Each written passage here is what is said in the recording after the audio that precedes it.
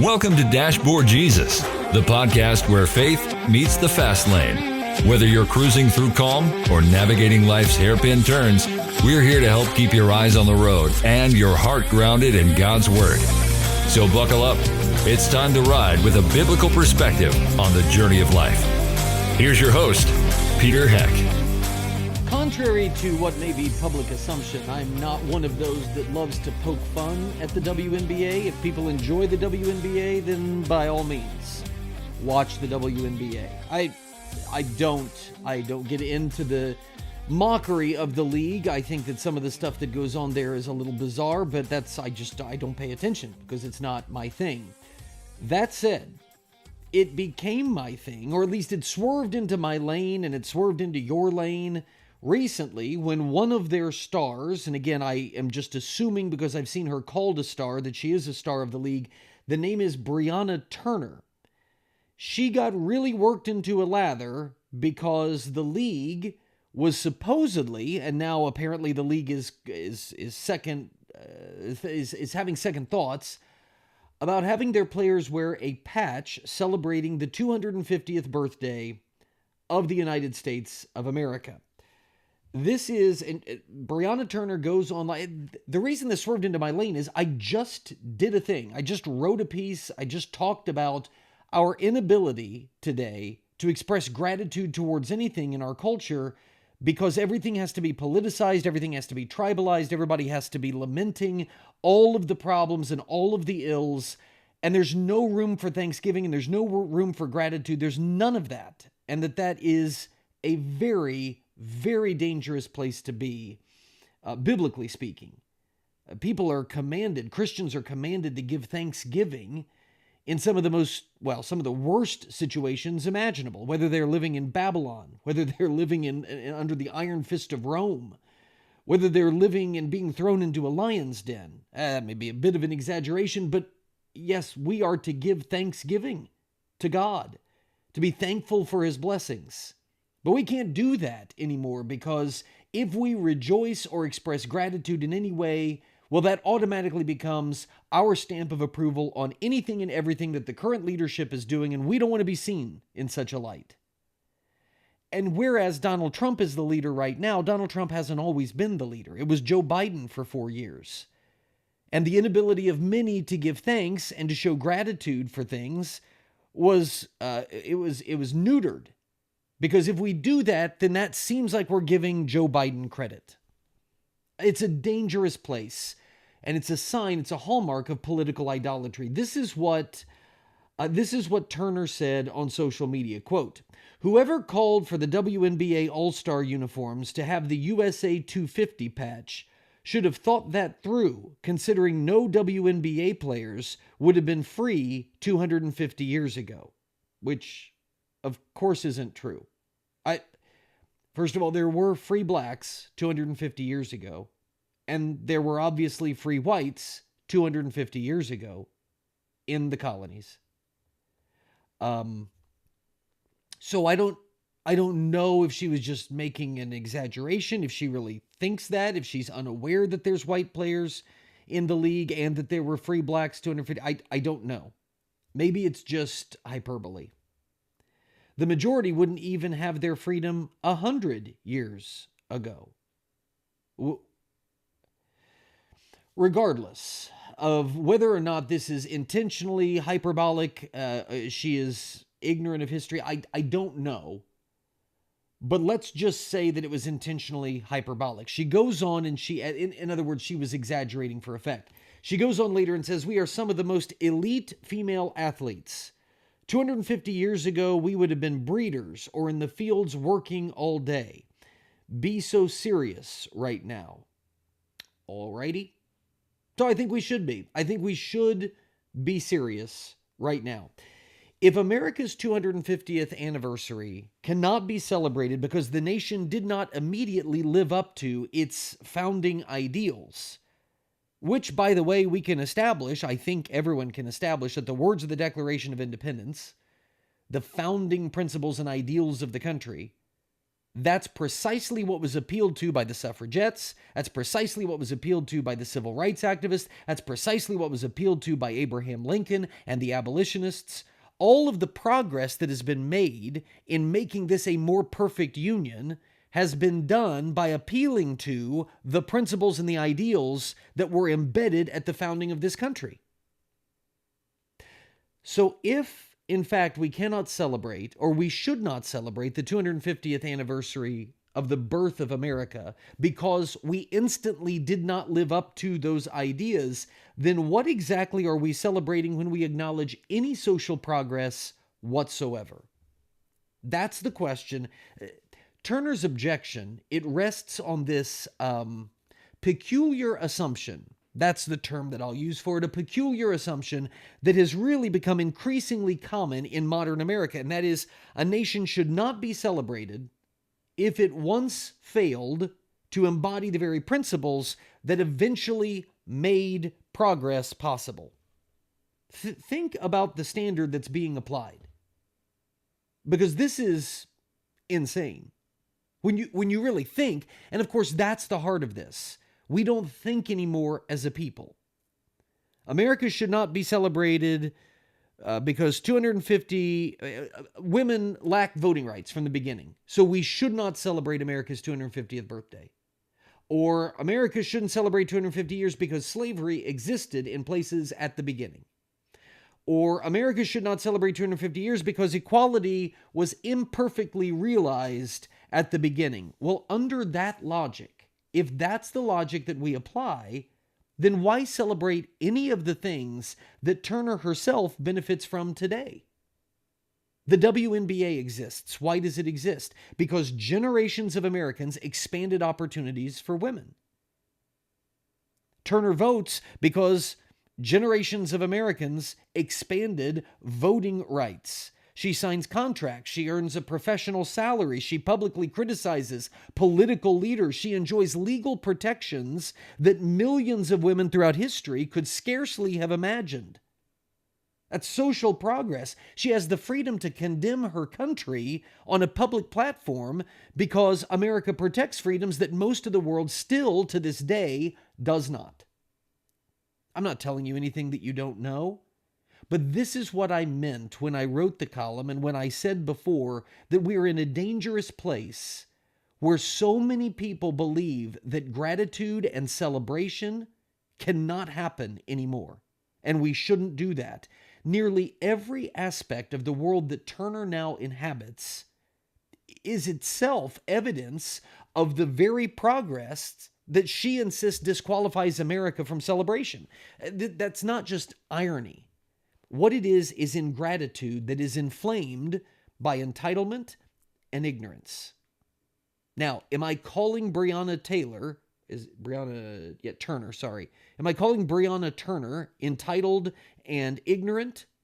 I don't know her, but this argument, it is launched from a position of entitlement and ignorance. So in this aspect, yes, she is exhibiting entitlement and ignorance in this. I just want to be very clear. I don't know her. She may be very bright. This is not a bright argument. Now, I also want to stipulate and say this, and I think we all should say this. I'm not saying this because I need Breonna Turner to love America. There are plenty of people who benefit from this country's freedoms and opportunities while expressing no gratitude and no appreciation. That is a character trait that Breonna Turner can choose for herself, and if she's done so, she is more than entitled to do that. Okay? Do I think it's sad? Of course I think it's sad. But she may decide for herself that a lifestyle of victimhood and grievance is going to be fulfilling. And I'm not going to stop her from that. I don't have any power to stop her from that. Fine. Anybody can choose that for themselves. But what I think we all can expect is just a modicum of common sense before speaking. We all have to do better in our ability to think through. And if you're not going to, then yes, you need to be called out for it, lest other people embrace the same illogic. The USA 250 patch does not celebrate slavery. You know what it celebrates? It celebrates a country that's founding principles allowed it to eliminate the problem of slavery, unlike so many civilizations. The America 250 patch is not celebrating disenfranchisement. It's celebrating a country that has founding principles that allow it to eliminate the problem of disenfranchisement, unlike so many civilizations. The America 250 patch is not celebrating segregation. It's celebrating a country that righted that wrong because, again, of its founding principles. It is celebrating the 250-year anniversary of a nation that abolished slavery, that expanded voting rights, that dismantled legal discrimination, and created opportunities that previous generations didn't understand and didn't get to experience. That's what we're celebrating. I don't understand why anyone wouldn't be celebrating that. What is that? You don't have to believe that America is perfect to acknowledge that. Maybe this is a better way to come at this. Would Turner herself, Breonna Turner, would she or anybody that holds to her position want to be judged exclusively by the beliefs, the attitudes, the mistakes, the immaturity, the shortcomings that she had herself as a child? Has she not grown? Has she not matured? Has she not learned from mistakes, discarded false ideas, embraced better ones, and become a better version of herself over time? Well, I would hope so. Of course she has. That's what growth is. It's what every human being that matures does. Growth is one of the few things that virtually everyone agrees should be celebrated. We praise people who become wiser. We praise people who become kinder. We praise people who become more just and more virtuous. That's something that we applaud. We don't typically condemn them when they become a kind person and they are just and they're. We don't look and say, well, we're not going to celebrate that because you didn't used to be that way. But what a stunted view of mankind and of these values and these ideas. So then the question becomes, if we're not going to apply that to people, why do we apply that to a group of people, which is a nation? America's founding document, one of America's founding documents, acknowledged that very reality. That's why the founders wrote that they were creating a system that would allow the people to form a more perfect union. And as time has gone by, that's exactly what we've done. The question has never been, was America perfect in 1776? It plainly was not. Just like America isn't perfect now. The question, and deciding whether or not you want to wear the America 250 patch, that should be judged on the basis of this question. Has America become more just, more free, more faithful to its stated ideas over time? How can anyone look at that question and not say it has? The answer is obviously yes. But there is also another deeper irony here. Notice that Breonna Turner's objection rests on a moral judgment, does it not? She believes slavery was wrong. She's right. She believes slavery was wrong. She believes that racial discrimination was wrong. She believes that denying women equal rights was wrong. Great. So do I. But where does that moral certainty come from? Where does she draw it from? Her criticism assumes the existence of a transcendent moral standard by which nations and institutions and individuals can be judged. We see this all the time. I don't know if Breonna Turner is a person of faith or not, but she's expressing it right here. It assumes there is such a thing as genuine justice and genuine injustice. It assumes that some actions are better, objectively better than others. Do we not understand that it is precisely America's long-standing appeal to such transcendent, outside of government truths, that all men are created equal, that their creator has given them certain unalienable rights, that government exists to protect those rights that are God-given? That has provided the moral vocabulary that later generations have used to challenge America's failures and to make us better as a people. I don't think Breonna Turner has thought this through, that she's actually making a compelling case for why we should be celebrating America. You see, what's amazing to me about this logic, as I've thought about it, is it doesn't stop with the America 250 patch. If you want to do this, if we're forbidden from celebrating institutions because they once excluded people, then what exactly remains to be worthy of celebration? Should women refuse to celebrate universities or attend universities because most of them excluded women for a significant portion of their history? Should African Americans refuse to participate in professional sports? Should Breonna Turner refuse to participate in a professional sport because those leagues were once segregated? And I know the WNBA didn't exist. Should female physicians refuse to celebrate the medical profession because women were largely excluded from the medical profession for centuries?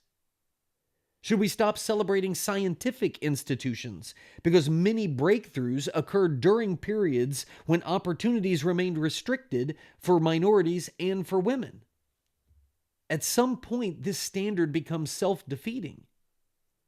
Nearly every institution that we value today has a history of imperfection because nearly every human institution has a history of imperfection. Did you follow what I just said? Let me say it again. I think I said it the right way. Nearly every institution that we value today has a history of imperfection because nearly every institution that exists has a history of imperfection. The relevant question is not whether something began in a flawed world. Everything did. The relevant question is, are we or have we moved in the right direction? And I'm telling you, America did. America has. It's not perfect, and it's certainly not consistent, and it's not without hypocrisy, it's not without setbacks, it's not without failures, but it's undeniable. And the very existence of the WNBA is evidence of that fact. I mean, that's just it. The league is a monument to the social progress. It's what makes Turner's criticism so silly and so uninformed. But there is another side to this. There is one other point that I think every one of us needs to embrace and needs to make. I'll tell you what it is right after this.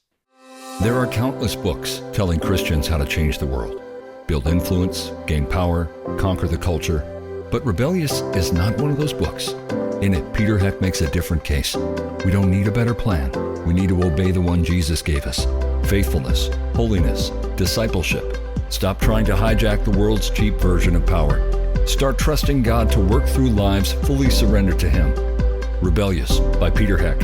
Available at peterheck.com and dashboardjesus.net today. Discounts available for Pit Crew members. Imagine a new kind of investing, a potentially life-changing way to invest that honors biblical principles, the kind of principles that you and I grew up with. Since 1994, Timothy Plan has made biblically responsible investing possible, offering mutual funds and ETFs that are filtered for biblical principles. Don't compromise your values. Invest with Timothy Plan. Ask your financial advisor or call Timothy Plan at 1-800-TIM-PLAN. Again, that's 1-800-846-7526 and discover what it means to be a biblically responsible investor. Investing involves risk, including possible loss of principal. Before investing, carefully consider a fund's investment objective, risks, charges, and expenses contained in the prospectus available at timothyplan.com. Read carefully before investing. Mutual funds distributed by Timothy Partners Ltd. and ETFs distributed by Foresight Fund Services LLC. As a paid testimonial, there is no guarantee of future performance and each experience will differ. Thanks for tuning into the Dashboard Jesus podcast. Let me say this up front. This show doesn't run on fumes. It runs on good people. People I know, people I trust, people who have stood behind this podcast and other ventures of mine for years. First Rab Water, the team I trust for all of our home water purification. If you care about what's coming into your home and into your family, you need to talk to them. They've taken great care of us, and I recommend them without hesitation. I'm also grateful for friends like Jonathan at Hartman Family Farms, my bank, First Farmers Bank and Trust, my lawn care team at Harper Implement, Norris Insurance, who make sure we're covered when life gets unpredictable, And McGonigal GM Buick, the folks I trust whenever it's time to buy or lease a vehicle. Then there's J. Watson Creations, the jeweler I go to for custom pieces for the people that I love. Stevens Machine, one of my longest-standing supporters. Terrell's Auto Service, who keeps our vehicles running. The Wyman Group, my go-to real estate team. And organizations like the Indiana Family Institute and Indiana Right to Life. People doing the hard work of standing for faith, family, and life in the public square. These aren't random sponsors. These are relationships, and I'm grateful for every single one of them. If you support them, you're helping support this podcast, and I truly appreciate it. Welcome back here to the Dashboard Jesus podcast. Great to have you with us. I don't think that I mentioned that this was the Dashboard Jesus podcast when we took off. I just had a lot to say there, so I had to get going. But I still have some things to say. Make sure you get over to dashboardjesus.net. Yes, you can still pick up a copy of Rebellious. It is still there. I know several of you have already purchased your copy. I appreciate the good feedback. And I appreciate I haven't gotten any negative feedback, which is a sign that those of you that didn't like it are keeping your mouths shut. So thanks for that. Also want to make you aware that these are now available. What you're seeing on your screen right there if you're watching, Dashboard Jesus decals. And you can see they go on all sorts of things. They can go on your tumbler. They can go on your cell phone case. They can, and who wouldn't want it on their cell phone case? They can go on your laptop. They can be slapped on a window or a mirror, or hey, you're at the gas pump. Just slap it on there. We'll do a little advertising. Actually, that may be illegal, so don't do that. I don't know. Maybe it is.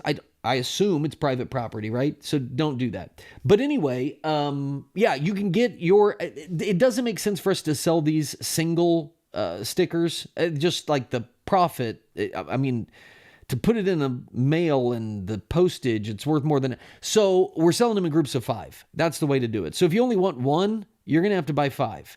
And then you can give 4 of those remaining ones to the people that you like the least. It's a great gift. It's a great way to love your enemies. So pick them up. They're available at dashboardjesus.net. I mentioned that to our group of pit crew members last week, and then I never put them on the website. Yeah, it's totally forgot. Totally slipped my mind. I told everybody, hey, you're a pit crew member, you got early access, grab yourself a decal. Yep, never made them available. So now they are. They're on the website, so check them out. All right, so let me get back to this Breonna Turner thing here real quickly.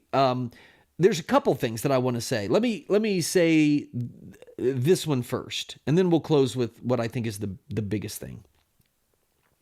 The same moral law that condemns America's sins, that Breonna Turner is appealing to and is condemning in America. Oh, we should not be celebrating because, look, so many of us 250 years ago wouldn't have been free. Okay, that's the point, Breonna.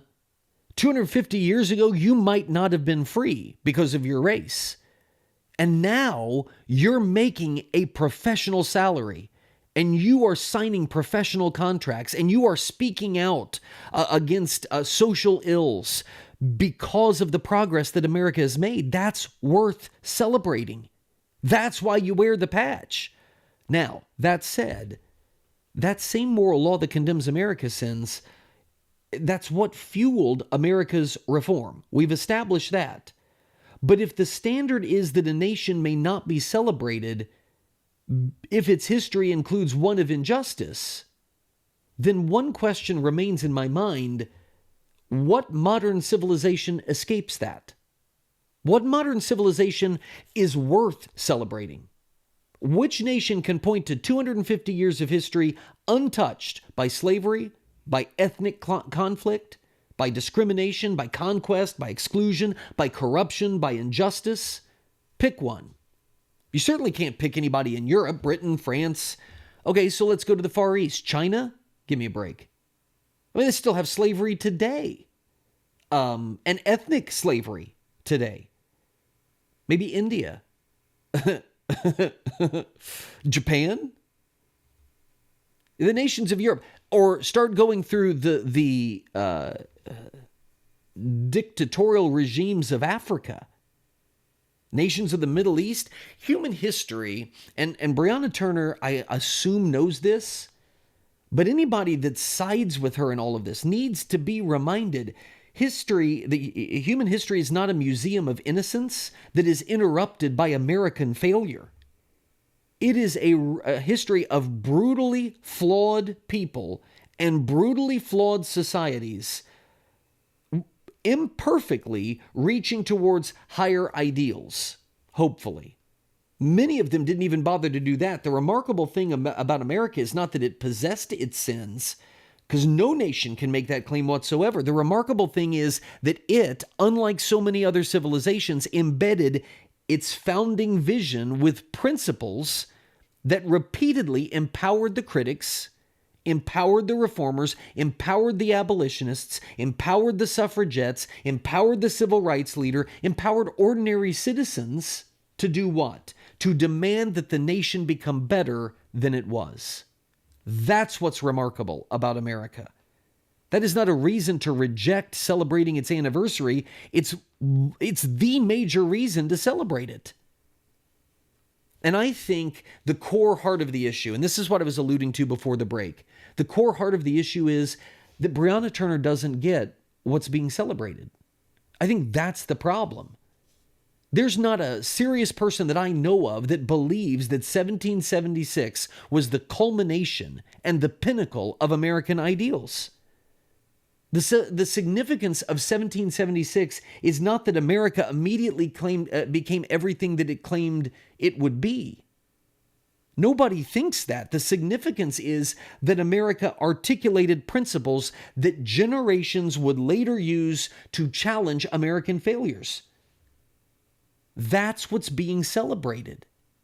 And I don't know if Breonna Turner honestly believes that people wearing the America 250 patch are celebrating what America was in 1776.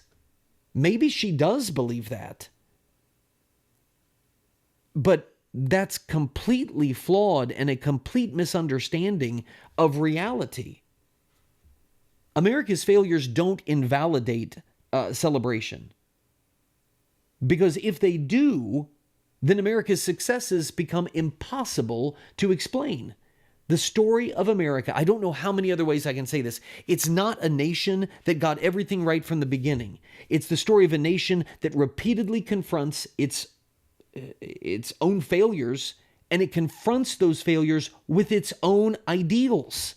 Nobody from the outside comes in and says, this is how you should do it better.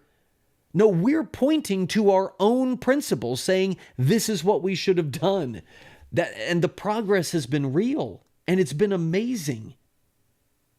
And I don't know how somebody as privileged as Breonna Turner fails to realize that, other than what I mentioned before: entitlement, grievance, victimhood, ignorance. And it's a shame to go through life like that. America was not perfect at the beginning. America's not perfect now. America has failed. But over 2.5 centuries, America moved from a society where women could not vote and where slavery did exist to one where a black female professional athlete can publicly denounce the country from a national platform while earning a living in professional sports in a league that was created specifically for women. That is a country worth celebrating. And the only thing dishonoring that progress is Breonna Turner. And that's a shame. Your thoughts welcome. Peter@peterheck.com is the email address. Peter@peterheck.com. Get over to dashboardjesus.net. Get yourself a decal, slap it on something or someone. And I'll see you again next week for more of the Dashboard Jesus podcast.